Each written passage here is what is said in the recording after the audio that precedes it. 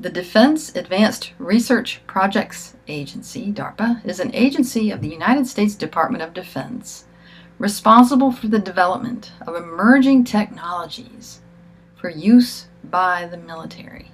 It was created in 1958 as the Advanced Research Projects Agency, ARPA, by President Dwight D. Eisenhower. And I'll let you read that on your own. You can find it just by entering DARPA in your search engine. And today I was looking around and, just looking at pictures. And here's the DARPA website, darpa.mil. It's a military website.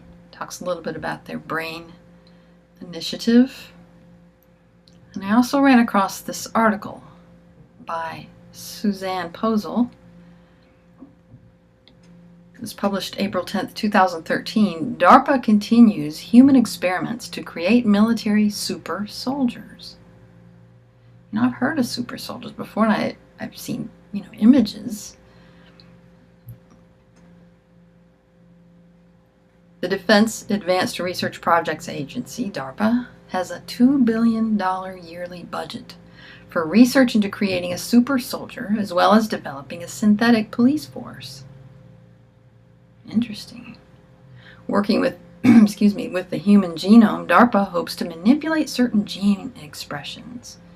Experimentation, DARPA and the military-industrial pharmaceutical complex are using natural abilities that are enhanced through genetic engineering. Some of the medical feats DARPA would like to enhance are the ability of military soldiers to regrow limbs destroyed in battle. By eliminating empathy, the Department of Defense hopes to enhance a soldier's ability to kill without care or remorse, shows no fear, can fight battle after battle without fatigue, and generally behave more like a machine than a man. I got to thinking, why haven't I seen a super soldier on the street? I lived in Virginia for 14 years. You almost can't drive very far in Virginia without being near a military base, above ground or below ground. But after I did some research, what I realized is that there's a good likelihood that you know a super soldier. And what concerns me even more is that there's also a good chance that your child knows a super soldier. So without getting too lost in somewhat more conventional history, as occulted as that history is, I think I've laid down the groundwork for how America established a military junta, which then pretty much came to dominate its economy. Now the question is how? Because when you get a military junta like that, there are still other nations where there are conflicting interests, such as the church, such as corporations who might say this is bad for business or this is somehow spiritually corrupt, and then you might get just factions trying to vie for domination that will act as a check and balance. But in the United States, that has not happened. The United States military has continued to grow, to expand exponentially, literally exponentially. So how did this take place? Well, a lot of that has to do with what is known as the Super Soldier Program. And the Super Soldier Program compromises the politicians who are theoretically the representatives of the American electorate. And the way that they do this is due to whatever reason, due to something that perhaps begins with initiation rituals in terms of elite fraternities and schools. Perhaps it begins with just a natural cycle of abuse that takes place within the old rich or the old rich of the United States. It is definitely something that seems to predominate in political dynasties, which is pedophilia. And the political dynasties of the United States, make no mistake about it, are definitely old rich and upper class for the majority of them. And so with that in mind, what the military cultivated was what they would call, in the documents that I had to contend with, what they referred to as queer whores.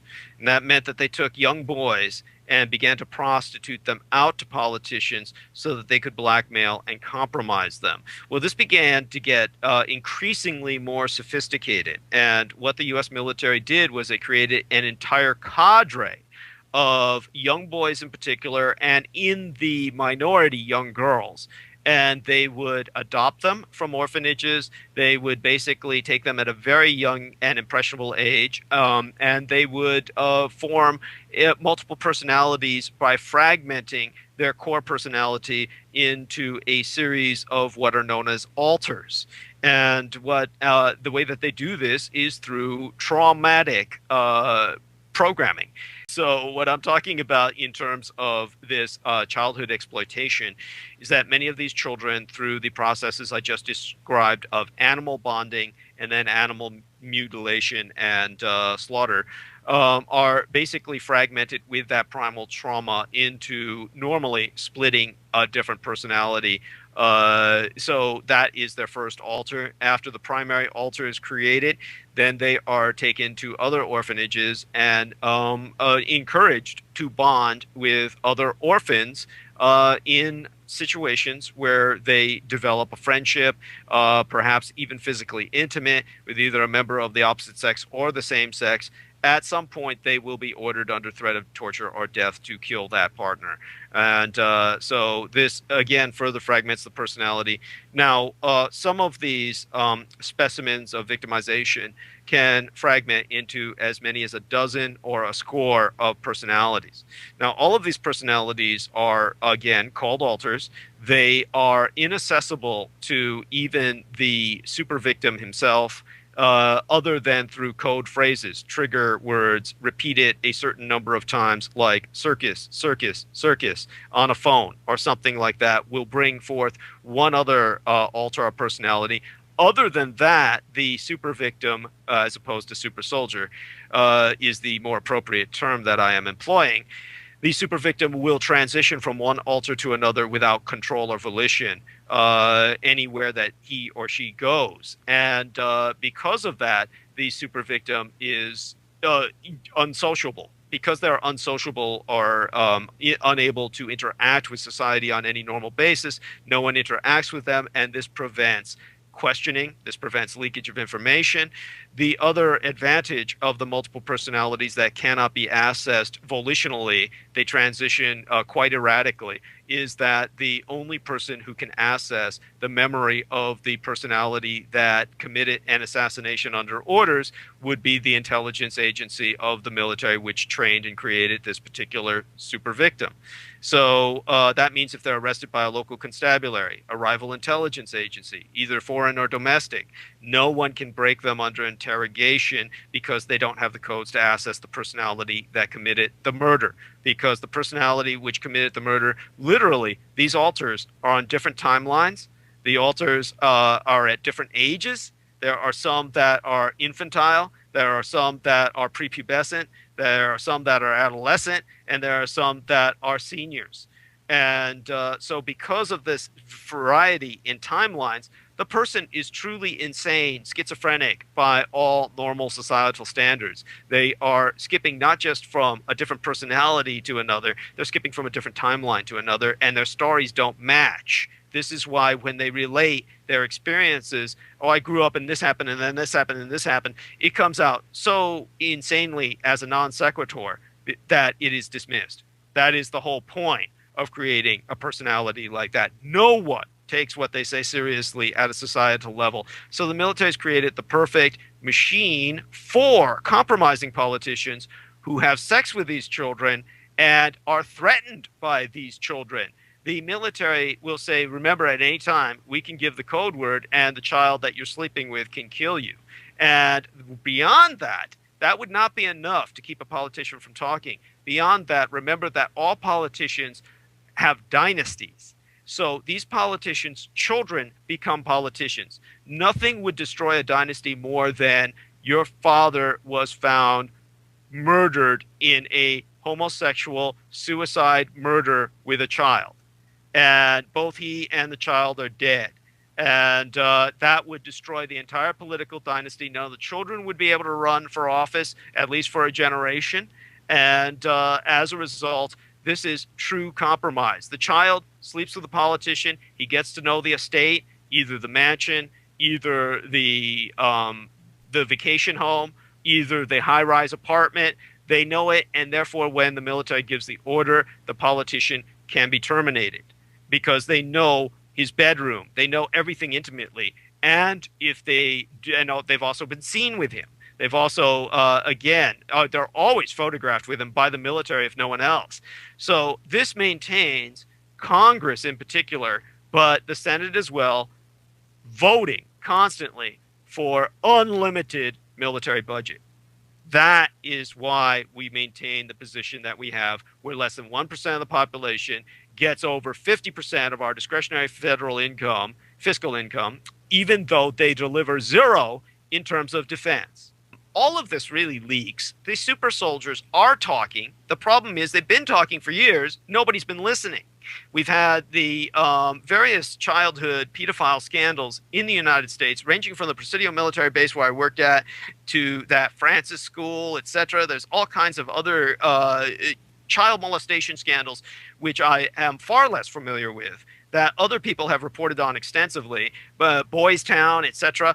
All of these are part of this super soldier program, and it's been leaking. The point is, every time it leaks, the media does not report it. The general public doesn't want to hear it.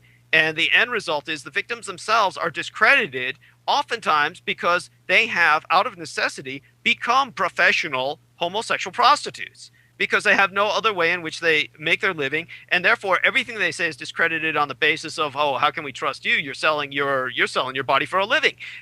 When they do speak out against senators or other people that they have slept with, or the military. So the end result is we have a kind of analogy in Hollywood, which, like the military, is a meat market that is constantly seeking new, warm, young bodies. And what happens is we've had various actors come out and speak about pedophilia, and of course they know they're going to pay the price, that they will never be in a movie ever again. So a few have done this, and as a result, we've had a kind of awareness of these mind control programs in Hollywood. Now, I don't know all of the details of it, but here are some examples. When you take a look at someone like Britney Spears, she goes into classic alter persona when she starts talking without volition in a British accent. Many of these alters will speak in different accents, Southern accents, British accents, and as a result, you've got personalities that are not just different in terms of their timelines, different in terms of their paradigm or their memories, but also different in terms of their cultures. It's a very, very fragmented personality that's being created, and certainly Britney Spears seemed to manifest that. But let's take a look at how Hollywood, when I spoke of Britney Spears and her open breakdown into different alters, then one of the things that is interesting is that Hollywood has portrayed this so graphically, or more specifically the music industry, through its videos, that I'm literally impressed by what I see. And I'm not quite sure if there's an intentional message, certainly on the part of Madonna, for instance, when she did the video Die Another Day. Die Another Day shows a woman being interrogated, and while she's being interrogated, she is in her mind battling between different split personalities. And while the personalities are battling each other in her mind, the interrogators are unable to basically access any information. So they increasingly go to more violent lengths in the video to break her to the point where the video has a very ambiguous ending, where she's either escaping into her mind or she literally escapes by occult methods, because Madonna is very much into the Kabbalah and kind of incorporates that for artistic, creative reasons. But other than that, the rest of the video is graphic enough where it exposes how intense this schizophrenic experience can be when her personalities are cutting and slicing and injuring each other. The cuts and the bruises appear on her physical body. So it's almost like a self-induced stigmata that I have seen that can manifest on these various super soldiers when they are in that intense of a breakdown or a transition. It literally does occur to that. And many of them, of course, die or auto-destruct either under orders when they become a liability or expendable, or they auto-destruct on their own. You would think that such a long, extensive training process would make them an asset that's too valuable to sacrifice. But the reality is they are quite expendable, and they just get more kids, more children anytime they want. I'll give you an example that I've used before. When you see the movie Black Hawk Down, and the hero's name in the film is Danny Grimes. Danny Grimes is a fictitious name created for the real character around which the film is centered, which was Master Sergeant U.S. Army Ranger John Stebbins. And Stebbins is spending the rest of his life in a military brig, Fort Leavenworth, for child rape and molestation, abduction, keeping children chained to the wall in his basement, feeding them dog food bowls, raping them every day. His own wife turned him in. And this individual, what makes him stand out is the fact that all of the former Rangers or retired Army will tell you he committed all of his crimes after retirement. Well, the reality is, if that's the case, then he should be in any regular civilian prison with all the other baby raping SOBs. But he's in a military brig. That means that when he committed these crimes, whether he was retired or not, he was under military control, which means he was abducting and raping these children under orders. To bring it to a kind of new level, another personal experience that I had based on my own memories, when Lady Gaga came out with her video Bad Romance, I remember I didn't see it until maybe a year and a half or 2 years after it was released. And then I kept watching it over and over and over again and wondering what was it that mesmerized me so much about the video. And it wasn't the song itself, because Lady Gaga never lip syncs, and whenever she does a performance, she does one that's fairly different each time because she individualizes her singing with each performance. But in the video itself, the official video, there is a scene where she says, "I don't want to be friends," that part of the song. And when she says, "I don't want to be friends, I don't want to be friends," that was the part that had kept grabbing me. And I recognized that it was a flashback to the memory I had at the Presidio military base, where, of all things, we had a children's room in the postal library, and we had many elderly ladies who worked with us who, because they were government, could never be fired, and they didn't want to retire, and they all had Parkinson's, they shook, they couldn't type, and so the only thing they were really good for was reading, in terms of the job at work, was in reading children's stories to children in the children's room. During the daylight hours. Well, there was one girl who wouldn't leave the children's room at one time, and like it was a sanctuary for her. The elderly ladies, of course, couldn't pick her up and eject her, so they had me physically pick her up and get her out of the library to wait for her parents to pick her up, because they were so freaked out they didn't want her in the library. So when I went in to pick her up, she kept clawing at my eyes, saying, "I don't want to be friends. I don't want to be friends." And it's the same movements Lady Gaga makes in the Bad Romance video. And, of course, you know, I had scars, just nail trails down my face for the next several weeks, if not months, with the mania with which she was trying to claw my eyes out. I realized, of course, very quickly, this was how child molesters always approach children, is let's be friends. Okay, but we're friends. I can do this because we're friends. You know, we're friends now. All the friends keep secrets. Friends don't tell on their friends. At the child daycare center of the Presidio military base, over 500 children are acknowledged as having been molested, and perhaps most likely infected with AIDS, through my high school teacher, Gary Willard Hambright, who was ultimately indicted on no less than 14 counts of assault against no less than 14 victims, all of them under 4 years of age. And this was something he would have been indicted for many, many more had he not died of AIDS while he was on trial. So this is the kind of situation we were confronted with in that environment. And this is something that was endemic throughout military environments at that time that this occurred.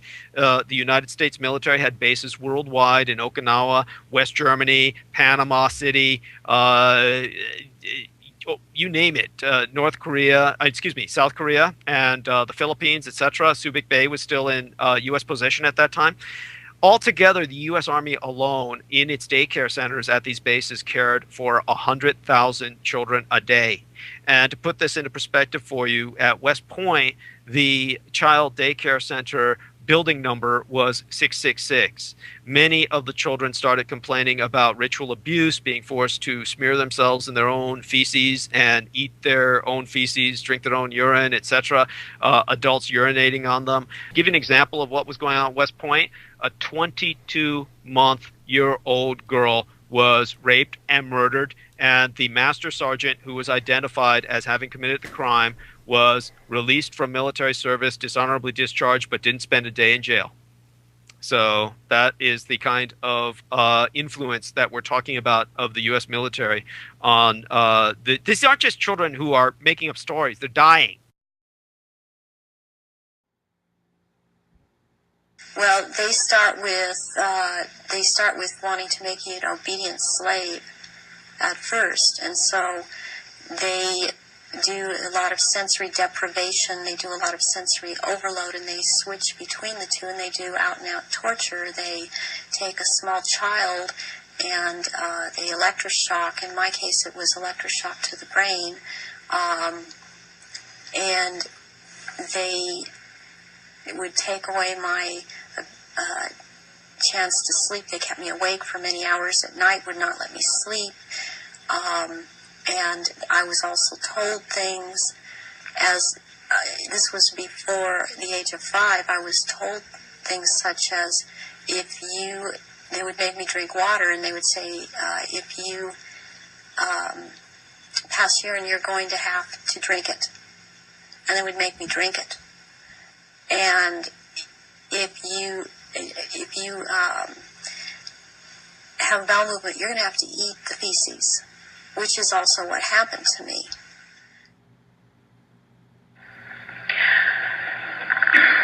I was a chosen one, or a prime candidate for mind control because of the sexual abuse that I had endured. My sexuality had been enhanced. Therefore, I was used as a sex slave and also delivered messages to and from these government leaders.